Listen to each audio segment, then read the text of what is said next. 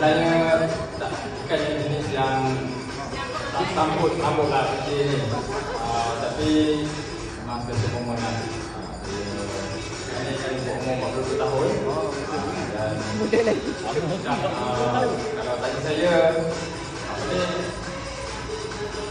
Memang bila ulang tahun ni special momen jugalah kita.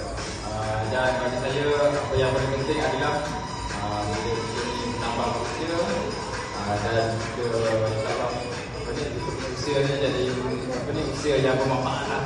Dan doakan juga kepada sahabat semua, Allah dipanjangkan umur, diberikan kesihatan yang baik.